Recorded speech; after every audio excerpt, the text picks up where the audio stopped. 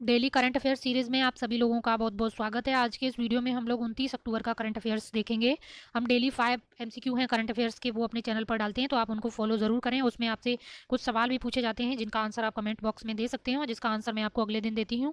अगर आपको इसकी पीडीएफ चाहिए तो आप हमारा टेलीग्राम चैनल ज्वाइन कर सकते हैं, जहाँ पे आपको फ्री में इसकी पीडीएफ मिल जाएगी। जैसे ही 31 अक्टूबर तक का करंट अफेयर्स हमारा कंप्लीट हो जाएगा तो पूरे अक्टूबर की जितनी भी आपके एमसीक्यू बने हैं सारी एक साथ में आपको पीडीएफ दे दी जाएगी। तो वो टेलीग्राम आप चैनल हमारा जरूर ज्वाइन कर लें, जहाँ पे आपको इसकी पीडीएफ फ्री ऑफ कॉस्ट मिल जाएगी। तो चलिए वीडियो शुरू करते हैं। आपका पहला प्रश्न है, राष्ट्रीय वायु गुणवत्ता कार्यक्रम की शुरुआत हुई थी। तो राष्ट्रीय वायु गुणवत्ता कार्यक्रम की शुरुआत है आपकी हुई थी 2016 में।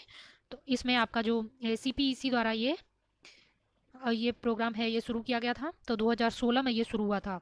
अक्सर ये चर्चा में रहता है, पूछा जाता है, तो ये आपको याद रखना है। अगला प्रश्न है, हाल ही में नेचर पत्रिका में यह जानकारी दी गई है कि सिंधु घाटी सभ्यता में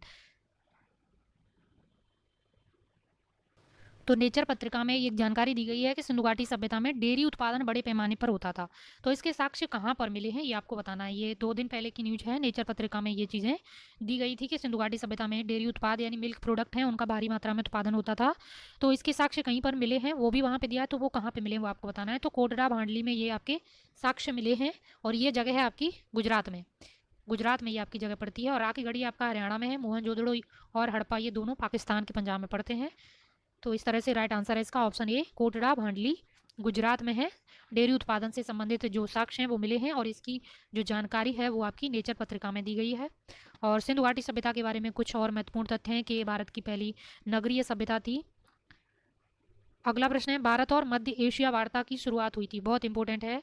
एक्सटेंडेड नेबरहुड के नाम से हम मध्य एशिया के साथ अपने संबंधों को व्याख्यायित करते हैं। तो ये मध्य एशिया वार्ता की शुरुआत हुई थी 2018 में। ऑप्शन सी इसका राइट आंसर है। सुषमा स्वराज जब हमारी विदेश मंत्री थी तो उसके समय ये वार्ता की शुरुआत हुई थी। ये इंपॉर्टेंट है मध्य एशिया इस टाइम हमारे लिए, और यहाँ से सवाल आने की संभावना है। बाकी चीज़ें बहुत पहले से चली आ रही हैं, उनका इस बारे में सबको पता है, लेकिन मध्य एशिया से हमारा जो कॉन्टैक्ट है प्रत्यक्ष तौर पर फिलहाल से ज़्यादा शुरू हो रहा है, तो यहाँ से सवाल बन रहे हैं। तो यहाँ का जो जोग्राफिकल कंडीशन है, कंट्री वाइज किस देश की सीमा किससे लगती है, सागर महासागर नदी कोई कुछ इंपॉर्टेंट है तो यहाँ से पूछा जा रहा है। तो ये मध्य एशिया वार्ता की शुरुआत भारत के साथ हुई थी, वो 2018 में शुरू हुई थी सुषमा स्वराज जी के समय में। आज का पहला सवाल है, अस्काबाद जो समझौता है आपका, अस्काबाद या अर्स्काबाद जो समझौता है वो किससे संबंधित है, आपको कमेंट बॉक्स में बताना है। अगला प्रश्न है, ब्रिटनी प्रायद्वीप किस देश में अवस्थित है। तो जो ब्रिटनी प्रायद्वीप है ये आपका फ्रांस में अवस्थित है। अब ये चर्चा में क्यों था, ब्रिटनी प्रायद्वीप तो चर्चा में नहीं है लेकिन फ्रांस चर्चा में है। फ्रांस इसलिए ज़्यादा चर्चा में क्योंकि वहाँ पे अभी कुछ हमला हुआ था आतंकी, तो इसलिए चर्चा में है। भारत ने खुलकर सपोर्ट किया है फ्रांस के राष्ट्रपति का।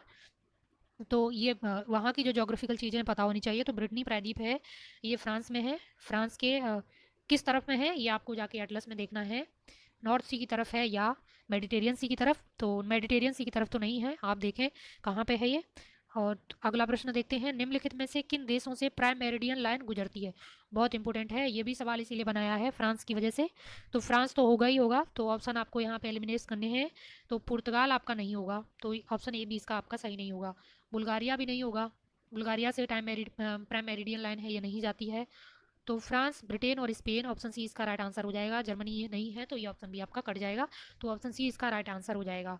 फ्रांस के बारे में और कुछ महत्वपूर्ण पोर्ट्स वगैरह हैं वो आप ज़रूर देखें एटलस में जाके, इसी टाइप से सवाल बनते हैं। और आज का दूसरा सवाल है, गल्फ ऑफ लॉयंस किस सागर या महासागर में स्थित है। बहुत इंपॉर्टेंट है, इसको आप जाके एटलस में देखना।